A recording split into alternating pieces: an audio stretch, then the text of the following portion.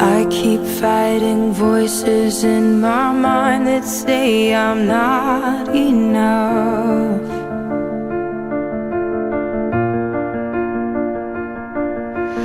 Every single lie that tells me I will never measure up.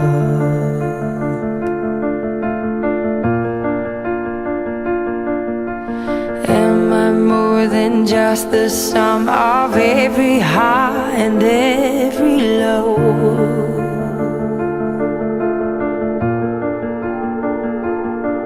Remind me once again just who I am, because I need to know.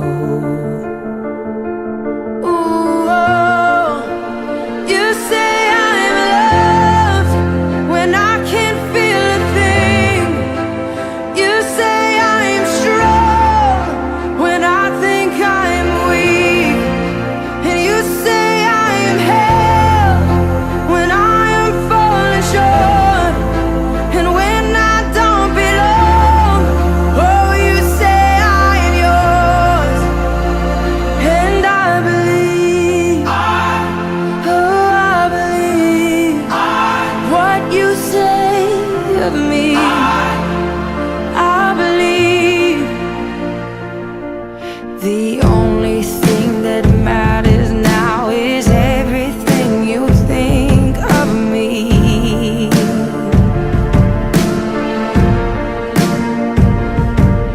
In you I find my worth, in you I find my identity. Ooh, oh, you say I'm loved when I can't feel a thing. You say I'm strong when I think I'm weak. And you say I am held when I am falling short. When I don't belong, oh, you say I am yours. And I believe, oh, I believe what you say of me. Oh, I believe.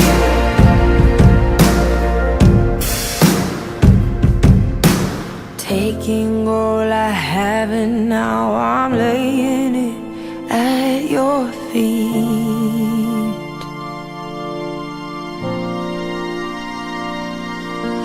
You'll have every failure, God.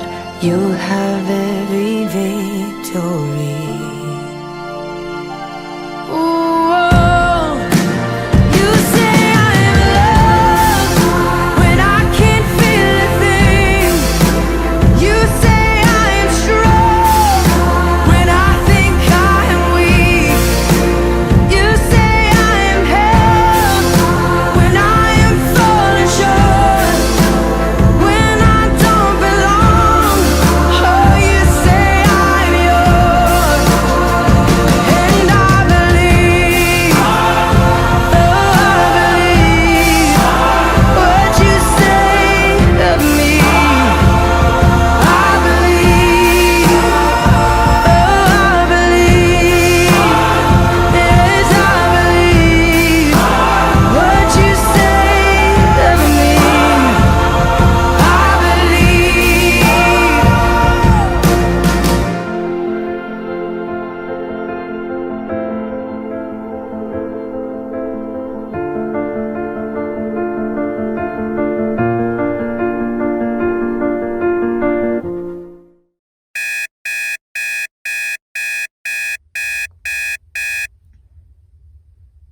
Mommy, wake up. Mommy, wake up. What, baby? What? Today you have to MC Convocation. What? Convocations today? Yep. Like, today? Yes. No way. Okay. Go get ready. Okay. I can get ready. You know what? Hey, I work for DeSoto ISD where we stay ready so we never have to get ready, okay? I mean, our teachers, our principals, our leaders, they're so amazing. They are so used to, being flexible and adjusting, in a moment's notice. And so I am no different. I can do this. Okay, I'm ready. Where's my mic? No mic, but here, use this. Okay, all right, got it. All right, well then where are my cue cards? I need my cue cards. No cue cards. Remember, you work for DeSoto ISD, so you're always ready and you stay ready. Okay, that's true. Okay, I'm ready. Here we go. All right. Good morning, DeSoto ISD Eagles. My name is Sonia Cole Hamilton. I'm the Chief of Staff here in the district, and it is so amazing and exciting to welcome each and every one of you back to what is sure to be a phenomenal and unforgettable school year. Now, some of you have been working all summer on either lesson plans or intervention plans or the health and safety plans, and for that, we definitely appreciate your time, energy, and efforts. Like I said, this is sure to be a phenomenal, unforgettable year, and we look forward to doing it with you where we can soar to even higher heights. Now, before we get started this morning, we're going to hear from some very important people in our system as we kick off what is sure to be a great school year. Hello, DeSoto ISD. I am your board president, Karen Daniel, and on behalf of the DeSoto ISD Board of Trustees, I want to welcome you to what is sure to be an incredible year. As Eagles, we must understand the power and symbolism in who and what we are. The eagle is strong. The eagle perseveres. The eagle withstands hardship with fortitude, grace, and resilience. As a school system, we've been tested. We will continue to be tested. But as Eagles, we can and will pass these tests, and we will rise and soar higher, stronger, more powerful, and more in sync than ever before. For those of us longing for the good old days of DeSoto ISD, I encourage you to remember what was great. Hold on to it, cherish and remember it, but don't get stuck there. Use it to inform the future of who we will become. To each and every member of the great school district of DeSoto ISD, I say, unbow your heads, be reminded of who we are, and understand the importance of our role as educators in this time of public crisis. Better is coming, DeSoto ISD. Let's get excited about walking into a future founded on transparency, accountability, innovation, and a clear-cut laser focus on good, sound teaching. Once again, as we prepare for our best school year yet, a few parting notes. Take rest when you need it, encourage one another, support each other, and let's all get ready to give our absolute best for those in our community who need us most, our children. Thank you. Well, good morning, DeSoto ISD. Here it is again. Who can believe it? COVID 2020. I mean, it's been one of those years that will go down in the history books that none of us will forget. But as we prepare to kick off the school year in this virtual setting, I wanted to take the opportunity to talk about our path forward. I'm so grateful to have worked alongside a wonderful leader like Dr. Weaver, who contributed a great deal to the progress of the district. And like many, I'm saddened by his departure, but I thank him for the spark and life his leadership breathed into this district and the energetic innovation resulting from his work here. Having spent time in the district first as a consultant when Dr. Weaver brought me in back in February, and then later on as a board-appointed conservator, and now as acting superintendent, I've had some time to get to know the history and the values and the potential of DeSoto ISD. Well, as acting superintendent, I want you to know it's my desire to be intentional and relational and transformational, leading you in a time of uncertainty. And whatever time that I have with you in this role, my goal is to bring as much stability as possible with regard to where we are and what we have before us. So next week, our teaching staff will receive students for the first time ever with virtual instruction to kick off the school year. Yes, I know we've had some experience learning how to do this to end up the unusual school year that we've just completed. But now that we've got that polished, we're ready to go. This is the first time in history that you'll start it off as a virtual instructional venture, and I have every confidence in you. But what I also know is that this will require an all-hands-on-deck approach. We need deep engagement, both from our staff and our students, and high productivity on all fronts. So, in the midst of this change, let's do our best work to ensure that our students have the best possible learning experience that we can offer by bringing our most positive professional selves to work each and every day. Well, as teachers and staff, it's you. You're the core of DeSoto ISD, and you are the key to our success. We know that teaching has never been more challenging than how it is under these circumstances and these conditions. We know that it requires a lot more work on the part of a teacher and the staff to make these things happen. First of all, in person to person, face to face, but then you add on this digital age that we're in, it's really tough. So you're the core. You're also the key to success. Your work, your sacrifice, your ability to navigate change and persevere to successful outcomes, unparalleled.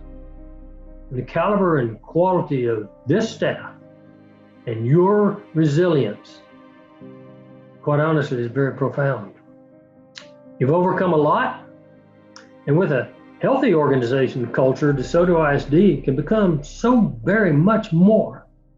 Now, it's no secret that culture supersedes strategy.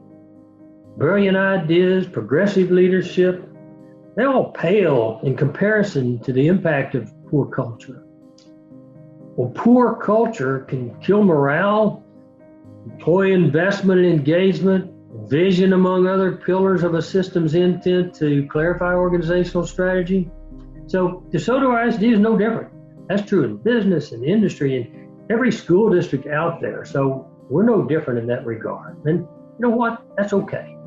What it means is that we are a system of human beings with feelings and experiences and emotions about things that have happened here. You see, the trauma of change it's not a reality that we can ignore. And that's why this focus on social, emotional, physical, and intellectual wellness is so important to all of us at this time. So as an organization, we can look at the recent changes to our school district. We can look at it either as a setback, or we can look at it as an opportunity. An opportunity that begins with healing, real internal healing. That's the first step in improving our culture. Now, healing may look like time with a counselor or a therapist. It may look like a very long overdue conversation with a colleague to address concerns. It might mean processing our own experiences in whatever way that's healthy to each of us as individuals. But what we have to keep in mind is each of us has the ability to close that last chapter and begin writing a new story on our lives. So here at DeSoto ISD is an opportunity to create positive change from the inside out. And it starts with you. It starts with me and how we talk with each other, hear about our work, how we talk about our colleagues, how we treat one another, the ways in which we honor and value one another and love one another. The bottom line is that a better DeSoto ISD begins with you and me prioritizing the we over the me. So the way forward, it's not about our departmental culture, our classroom culture, or campus culture. It's about DeSoto ISD as a district culture. So the way forward for DeSoto ISD is not about the current point in time. It's about our focus on the future. You see, there's goodness here. There's hope here. And there's opportunity here. So let's make the most of that DeSoto ISD hashtag, Together We Will. And let's move into a future that's rooted in a strong, positive culture and an organizational health and alignment. A couple more things, if you will, before I let you go. I want to share with you a learner's creed. Now, I first came to know about this from an African-American principal that I hired in a district. It was the first African-American principal since the days of integration. And I assigned him to one of the toughest districts, one of the toughest campuses in that district. And he led it to the top performing campus in that district. So I got this from him. Here's the learner's creed, and we'll share these with you so you'll have them. It says, I believe in myself and in my ability to do my best at all times. And just for today, I will listen, I will see, I will speak, I will feel, I will think, I will reason, I will read, I will write. I will do all of these things with one purpose in mind, and that's to do my best, not to waste this day, for this day will come no more. And then a few years later, and he and I have remained friends over the years. In fact, it was he and Dr. Weaver that brought me into this district. He was one of my area superintendents, later on a colleague as superintendent. And he wrote this 2 years ago. And he's using it now with his students, a very successful district. He called it the Excellence Creed. And here it is, and I'm honored and privileged to share it with you. I believe in myself and my commitment to excellence at all times. Every day I will expect excellence. Every day I will believe in excellence. I will embrace excellence. I will make excellence the standard and not the goal. I will claim excellence and greatness as my destiny. I'll be committed to excellence, positively impact our culture of excellence.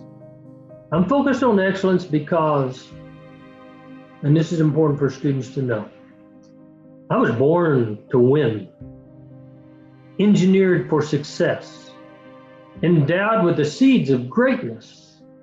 I'm driven by purpose and vision. I'm on a mission. I have the right attitude, concentration, and effort, and I will persevere until success happens. I've painted a picture of excellence on the canvas of my heart.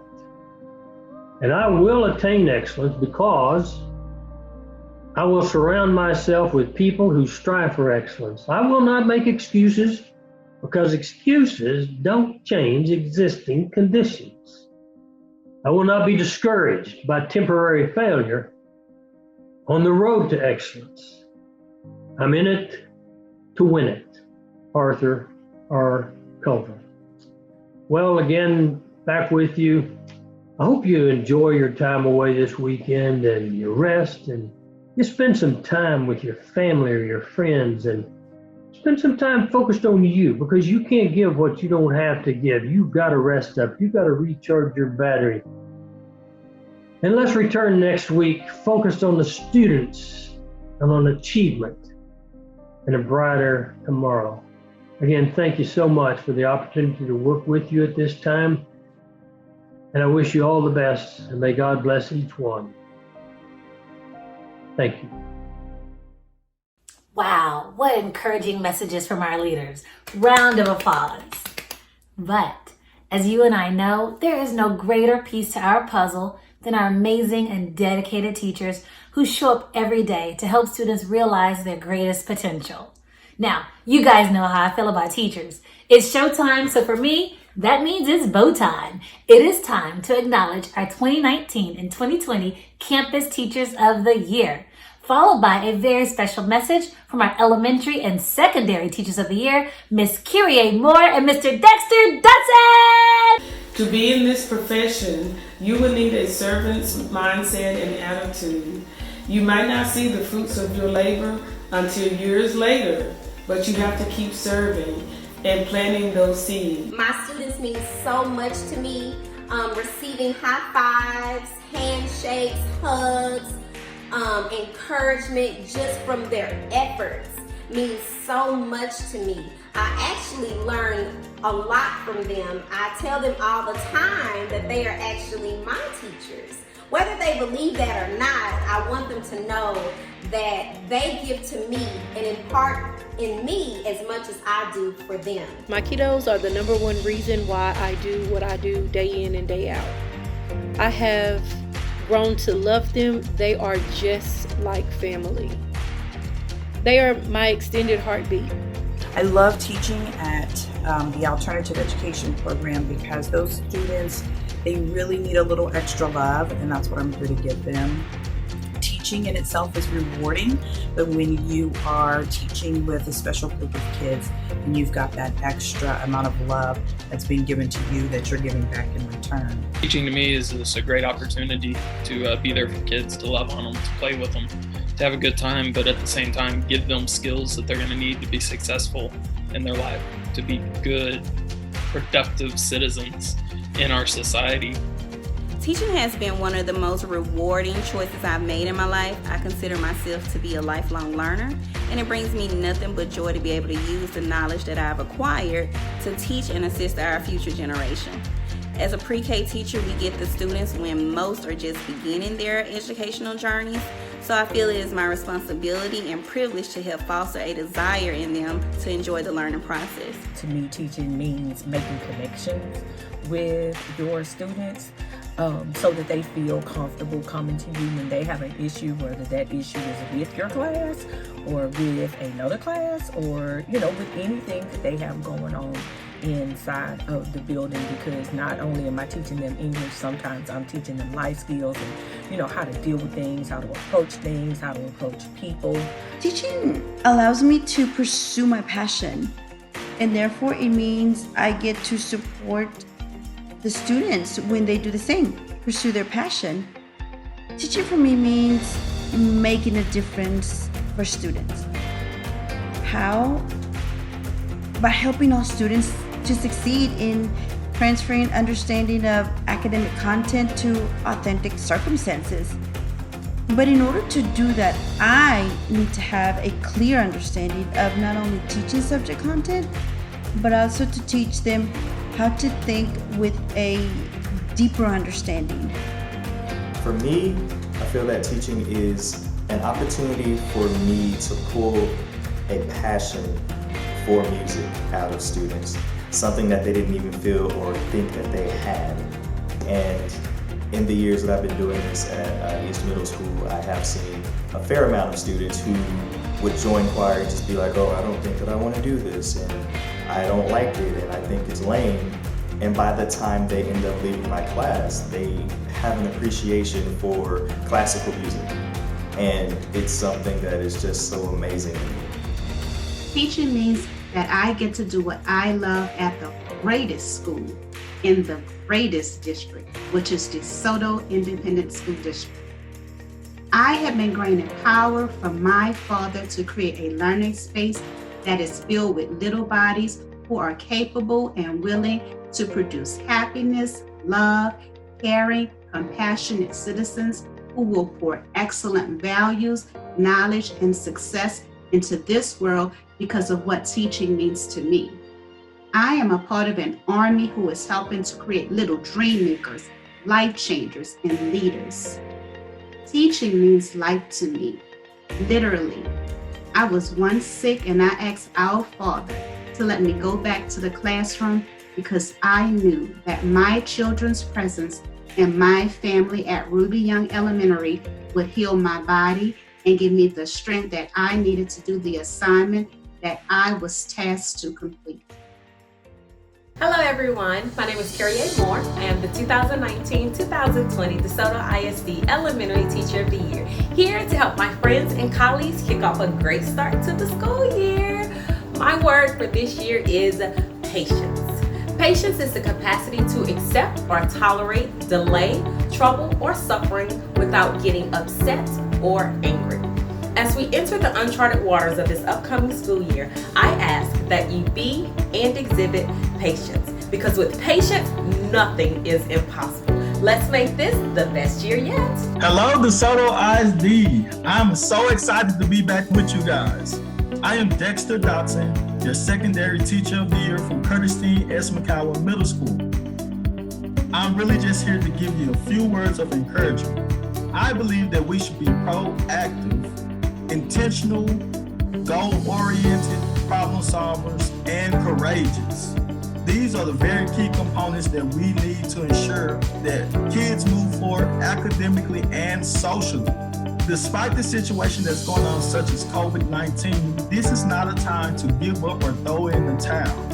As educators, we have to adjust and move things along on a regular daily basis. These are the things that we do on the normal.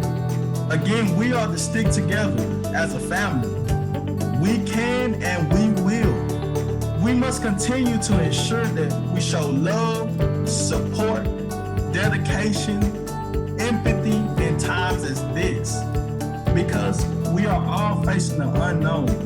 But in spite of not knowing, we have to continue to strive for greatness. And that greatness is continue to work together as a family. Because our ultimate goal that we have to achieve is ensuring that students are college ready.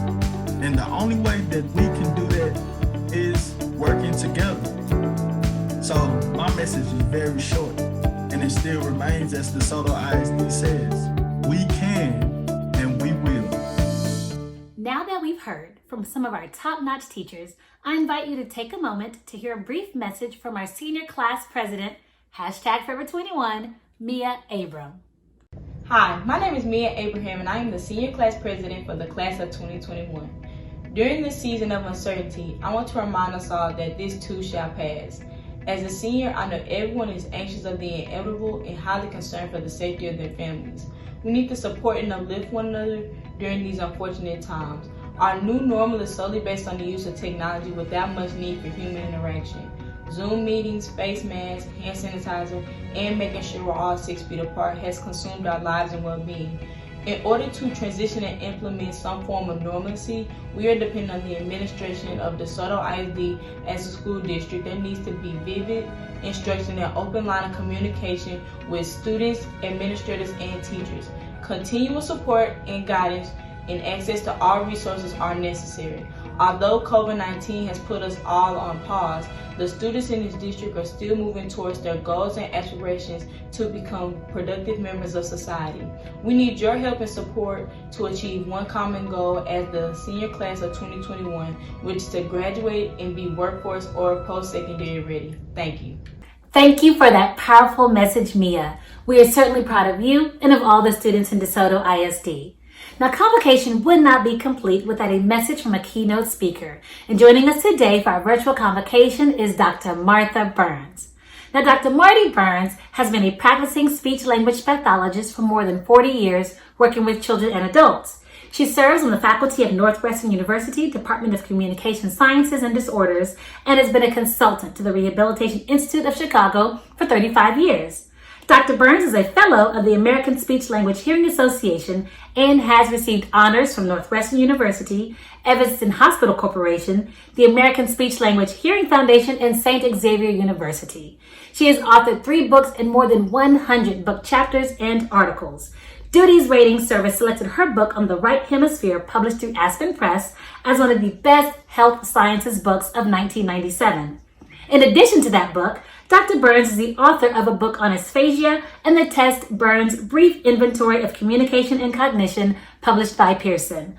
Dr. Burns is a consultant to many school districts around the world, and she presents 75 to 100 invited in-services, keynotes, webinar, and continuing education courses worldwide each year on neuroscience applications to education and clinical practices. DeSoto ISD, please join me in welcoming Dr. Marty Burns. I'm so glad I'm able to join you today at the DeSoto School District and talk about rising to the challenges of COVID-19 hybrid classroom instruction.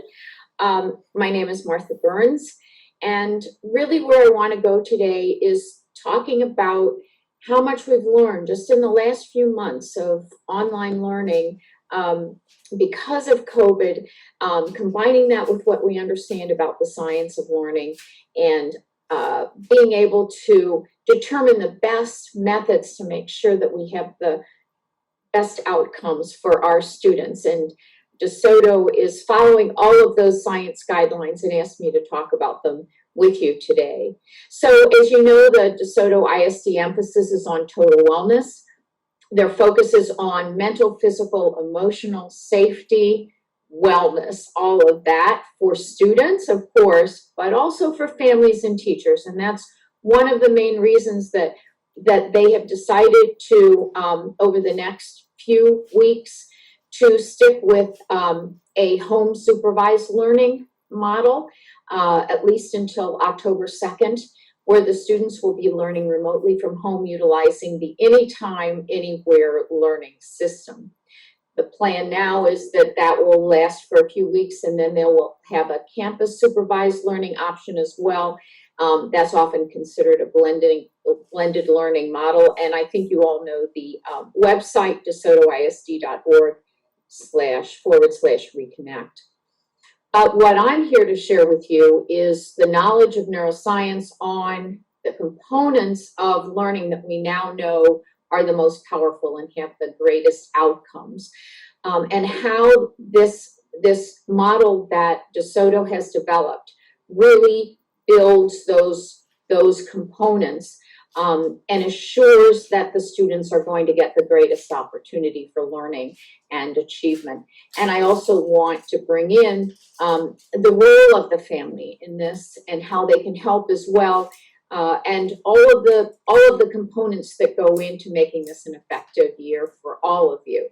So the 4 components we know from the neuroscience of learning for effective teaching and learning are what you know over on the upper right-hand corner: achievement, reading, math, science. All of the subject areas are very important for our students to master the content. And we often think of teachers as the primary job is to convey content, and the primary job of learning is to learn the content. But in reality, there are 3 other very important components to learning. And that's where we've started to realize some of the issues with online learning that need to be addressed to make sure that the students are really getting top value of it. And one of those is rigorous learning experiences. When a student's in a classroom, teachers are very used to having behavioral approaches and methods that they utilize to make sure that the students are engaged and they're working hard and they're practicing and they're putting in a lot of effort. It's a lot harder to do that when somebody is on a computer screen, but it can be done, and there's a lot of research showing how it's done, and I want to talk about that. The other component that's really important, if we go down to the lower left, is social emotional learning capacities. We now know that students need confidence that they can learn. They have to believe they can learn. They have to be able to manage their time and their effort. They have to be able to advocate for themselves. If they're having trouble, they have to learn how to ask for help. And they need a healthy self-concept. These are all really important to learning. And we just have started to, over the last 4 or 5 years, recognize that as such a core component of learning. And DeSoto is one of the leaders in school districts that are incorporating that model in their educational process. And then as we go over to the right, we also have to remember that school isn't just about content of specific subject areas. It's also about building learning capacities, memory skills, and self-management skills, and self-control and perseverance, and focused attention, and the ability to set goals. And school is all about these skills. It's why teachers are so important in society. And the DeSoto home supervised approach, the anytime, anywhere learning approach, is adopting this model. Talk about it. That's really why I'm here today. Talk about how it is incorporating these 4 components to make sure that the students are getting the very best learning experience possible. So with the home supervised approach, the 3 tenets of it are that students participate online, as you know, with teacher-guided instruction to support their learning. So the teachers are there to guide them, but the students are also building this capacity to be self-starters and to start taking control of some of the responsibility themselves. Students will have access to small and whole group virtual instruction by a district educator with opportunities for check-ins and progress monitoring and support. So the teacher's there to guide the student, to be there for the student, to give feedback to the student, but not necessarily on top of the student 24/7. So the students are learning to accept more responsibility for learning, which is terrific. And students will have access to healthy and nutritious meals because part of the DeSoto model is emphasis on total wellness, and including all of these factors is key to that. So the blended learning model that we're starting to really understand well because of COVID, unfortunately, it's the reason we've had to do it, but we're starting to see the value of it. And we're starting to see that technology can really supplement and augment very well what classroom instruction is designed to do. The blended learning model has really 5 or 6 major goals, and I've listed them in terms of mastery here. We need the students to stay motivated. The programs have to adapt to each student individually. They need to be socially safe. One of the advantages of a computer and one of the advantages to online learning is other students don't see if a student's having trouble or struggling very often. It can train lots of skills simultaneously, these memory skills, attentional skills, as well as learning content. It can actually build the students' ability to have effortful, intentional practice, that they have more agency about, that they are taking more responsibility for the effort that they put in, which is where we want them to go anyway. And then rigorous high frequency of instruction. That's one of the things I think a lot of people are concerned about with online learning, is that it's not rigorous enough. But if it's designed well, and if the approaches that are being used and the technology being used are successful approaches, it does meet that need of rigor. And we'll talk about that more. So when learning science has been applied in hybrid models around the country successfully, the outcomes are significant. They're significant at all educational levels, across all subject areas, and with learners from different socioeconomic backgrounds. Now, one of the things I want to stress a little bit in this talk is motivation, because what can happen if a student is learning online is that it's hard to get them to work as hard. And I think many teachers have felt that way. I think many parents feel that way, to keep the student engaged, to get them to work hard. And motivating students is a key component of how a lot of online programs have been built, especially online computer programs, technology programs, have motivational devices built in, rewards that the student receives every few minutes. And in a way, it's almost better than a classroom in that respect, because a teacher can't constantly be rewarding every single student in a classroom situation if there are 28 and say, oh, good spelling, oh, good writing, oh, good.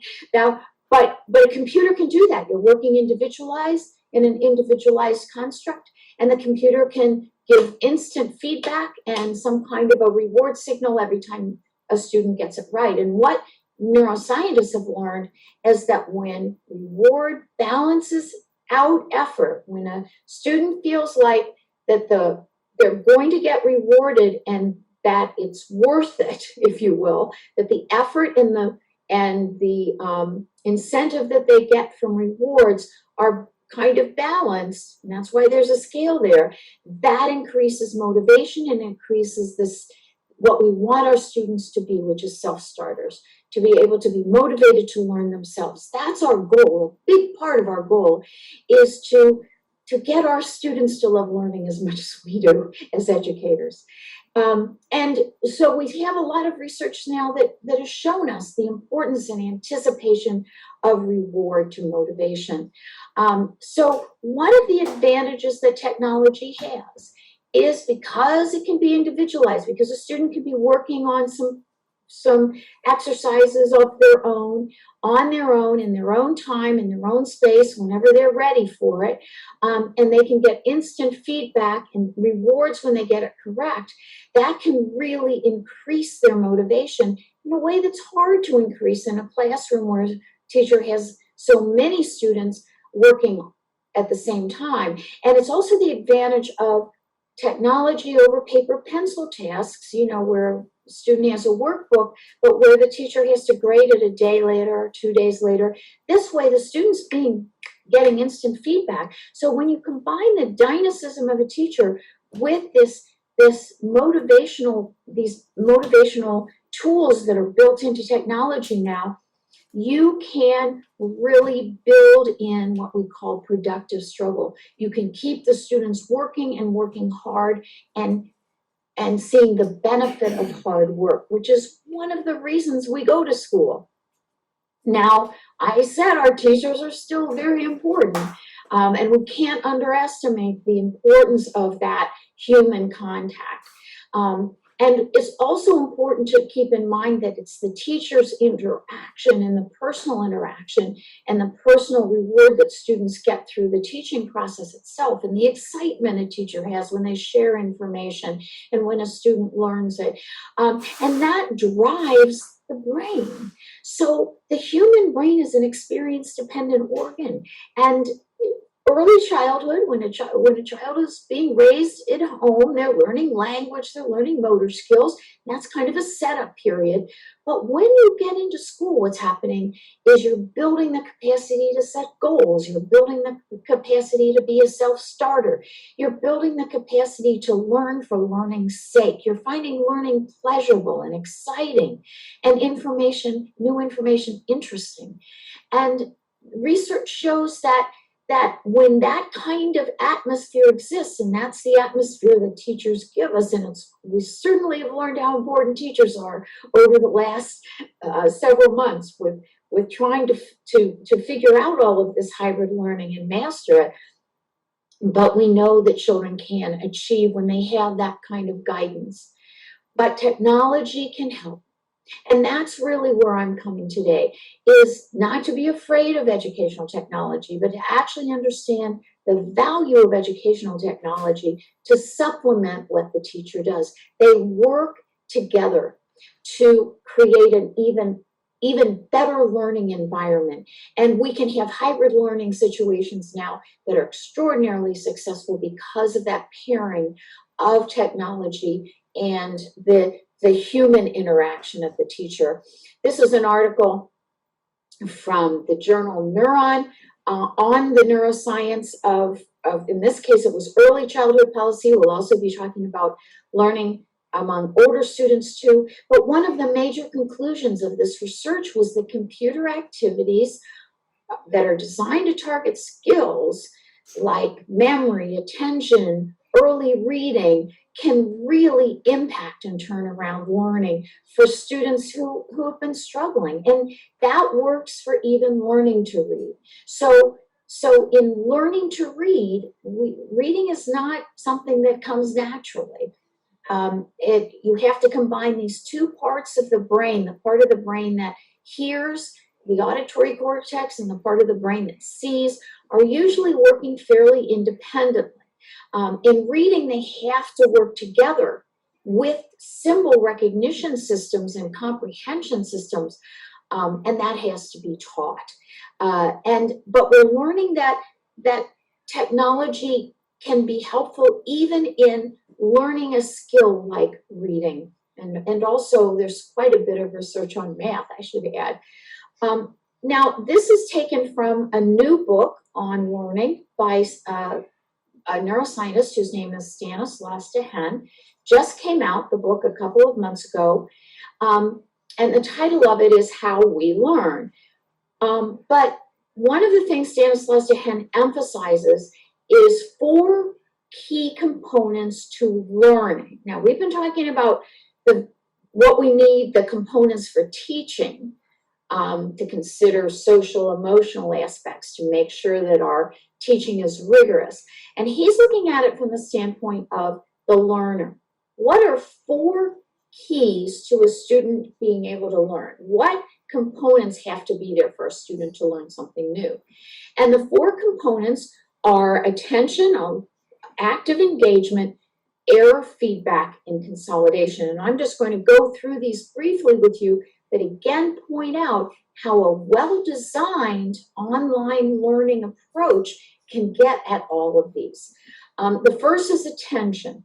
Major challenge for any remote learning, because you're not sure, is the student really with me? Or, have they kind of fallen asleep? Are they paying attention? But a lot of the new ed tech platforms have analytical capabilities that are designed to reveal whether the student is really engaged and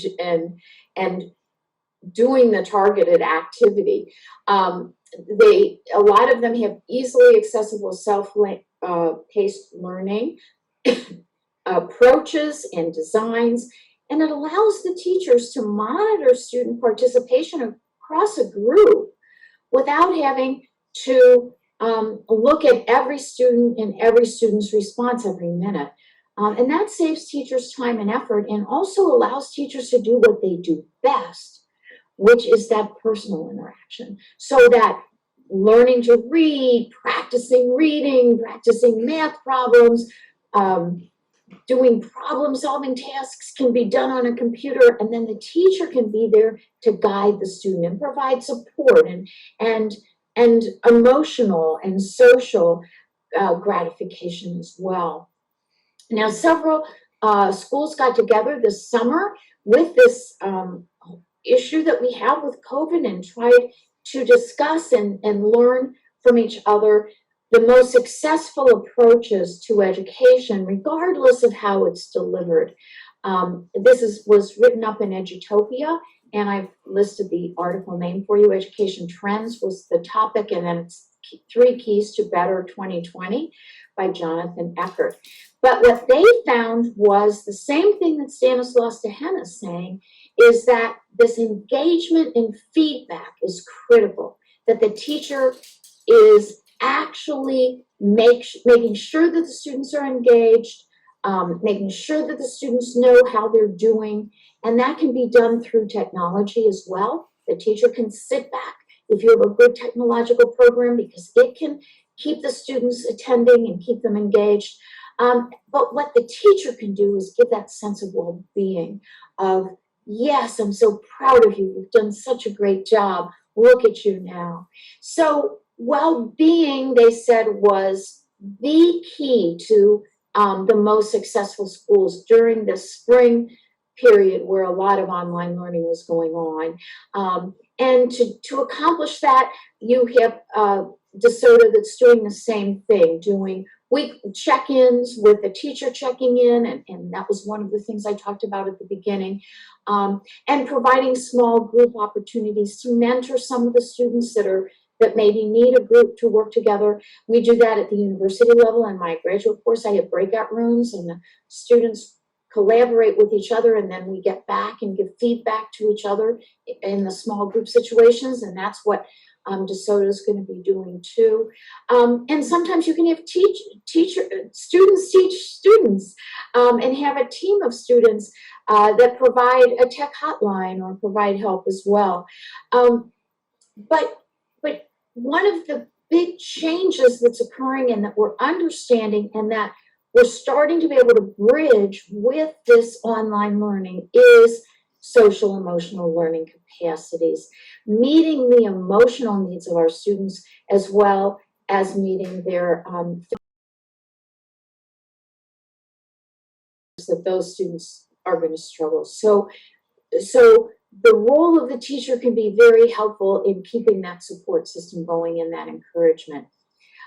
Engagement, of course, is key. Stanislaus Dehaene said it, so did this research of these schools, these 112 schools.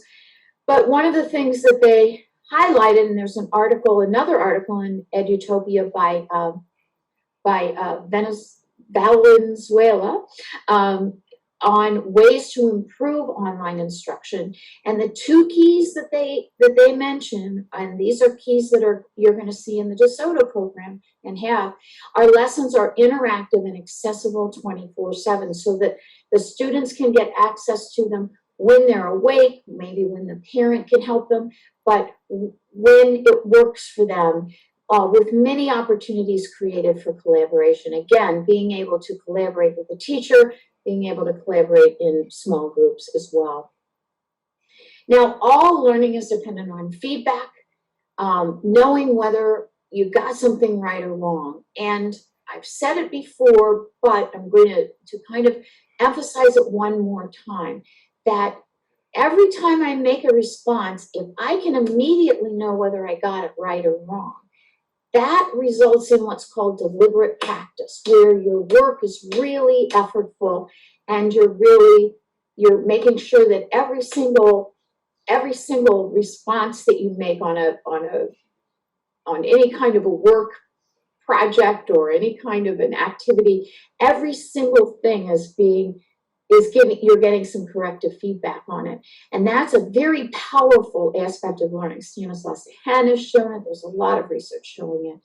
And that is one of the advantages of technology, is that it can provide instant feedback. Unlike a workbook, unlike a teacher in a classroom with 30 students, a computer can say, yes, you got it wrong. Nope, sorry, try again. This is the right answer. Yes, you got it right, and so on.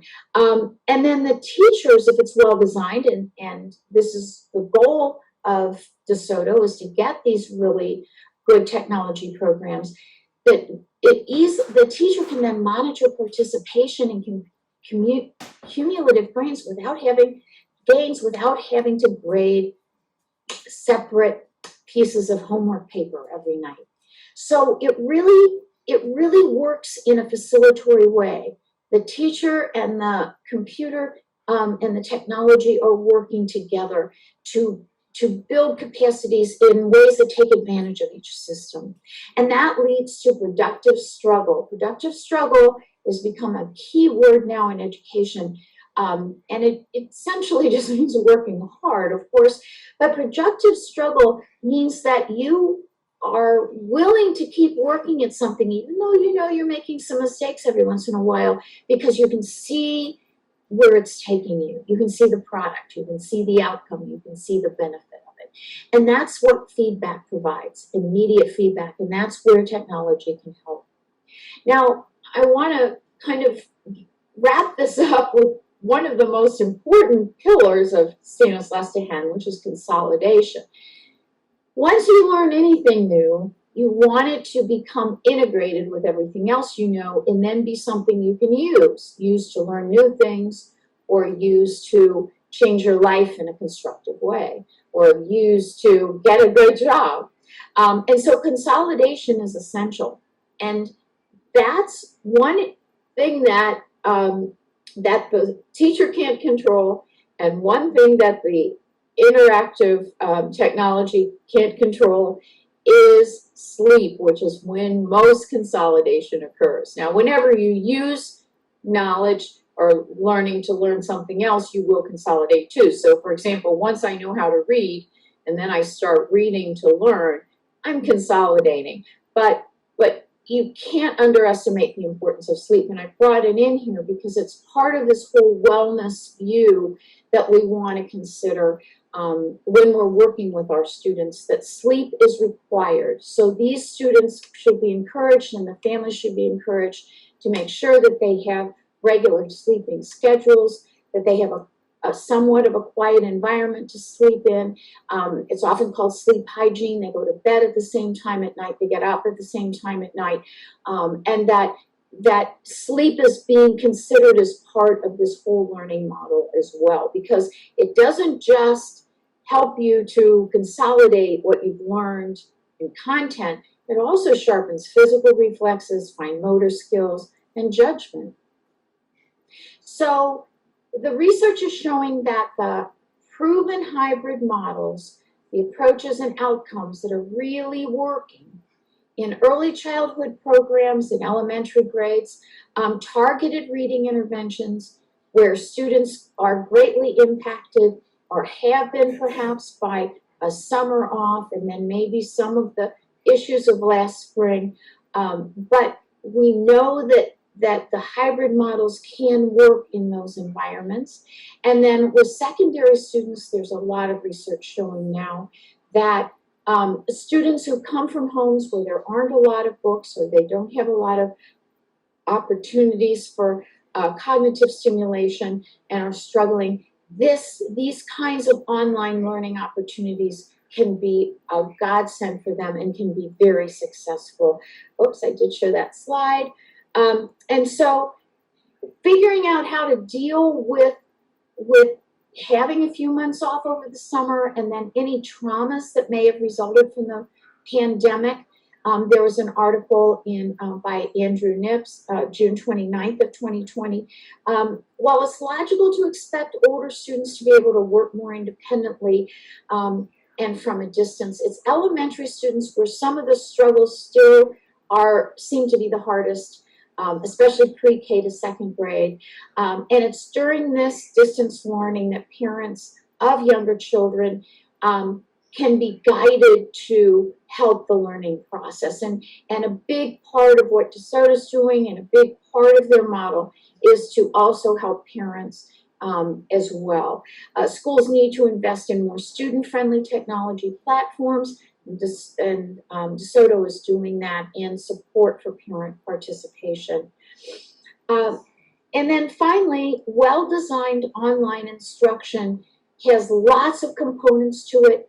And I hope what you've gotten today is a trust that that good and well-designed, scientifically designed online instruction can be very successful as a supplement for distance learning by teachers. And then once we get into the more hybrid model where the students will be able to come in to labs periodically, have that kind of synergy as well. There's a lot of research in gamification and how to build motivation in, and that's built into well-designed programs. Students get this feedback, they get to view their progress.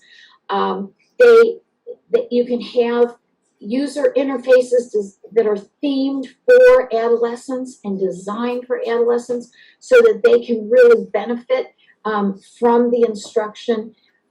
You can have actionable progress reporting where the teacher gets the constant data, letting them know how engaged the students are, which students aren't engaged, so they know which students maybe to pull out into small groups and work online with more individually. They can adapt and personalize to every single student. A well-designed ed tech program adapts to every single student. So even though you might have a reading curriculum, let's say, you will find that in a well-designed program, if you put 30 students in your class on that program, each student will be at a different level at a different time because it's adapting to their skill level. Immediate and corrected feedback is one of the biggest advantages of online technology approaches.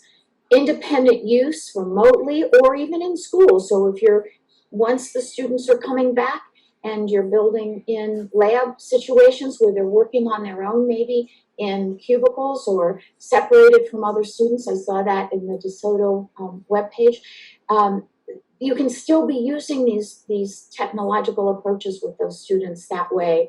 They support any struggling learner. A lot of them are patented, and so they've been designed to help us as educators and have an extensive research base. So in summary, educators will modify teaching as needed for student safety and support, and certainly DeSoto is doing that and coming up with creative and adaptive solutions that have scientific support.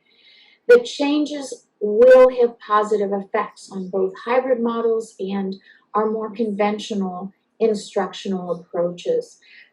The science of learning indicates that the keys to successful teaching and successful adaptations include programs and methodology that's designed to increase the students' focus and attention and maintaining their attention.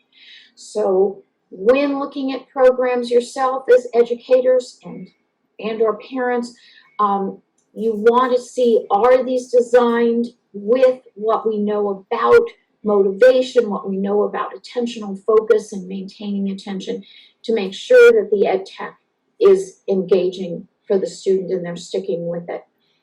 The well-being that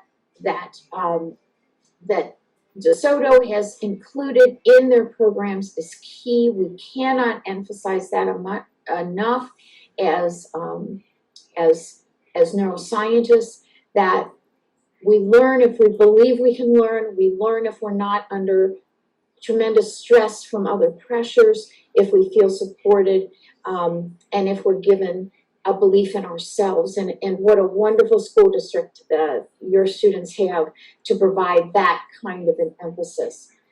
Engagement in both the classroom and online activities is essential, and you want the power of online activities where the teacher can monitor engagement of a whole group fairly easily and determine which students need and select those students and put them in small groups when they need a little more help.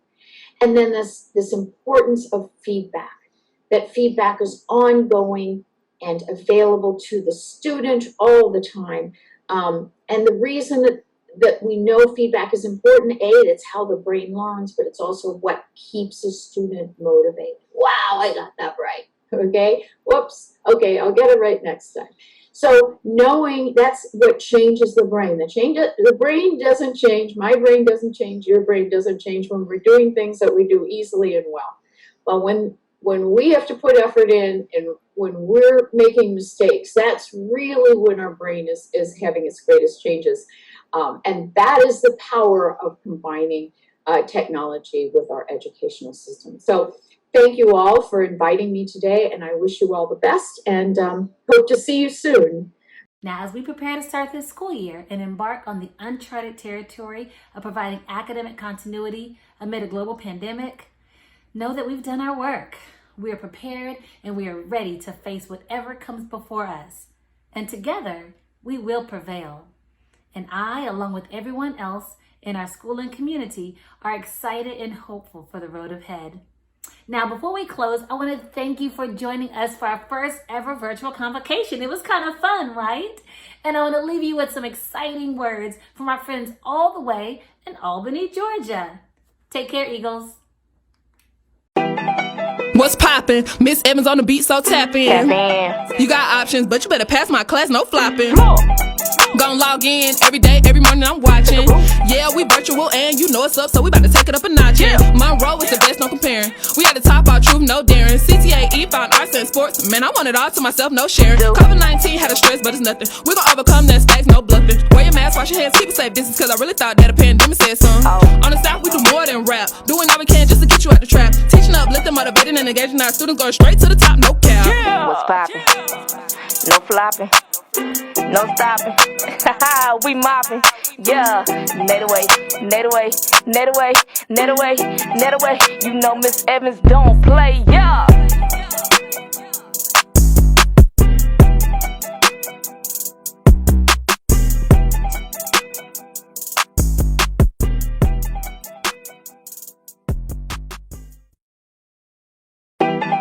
What's poppin'? Brand new year and I'm locked in. Far as this teaching go, I am unreachable. I'm number one in your top 10. Miss Williams, been popping. 2020 new school year dropping. No COVID-19, ain't worried about a thing when economy ain't no stopping. I can teach a class with swag, this drip hard. Go ahead, take a picture on your iPhone. 2020 school year, yeah, virtual. And you know Miss Williams go viral. Talk to school, I'm a fool with the lesson. Come learn with me, I swear it's a blessing. Classes in session and we just progressing. Success is the topic and pass is the message. Woo! My school is the best, there's no competition. We at the top, no switching positions. The road number one, tornado, let's get it. Yeah. Yeah. Yeah. Yeah. I say that green, that gold, that green, that gold, that green, that gold. Tornado, let's go.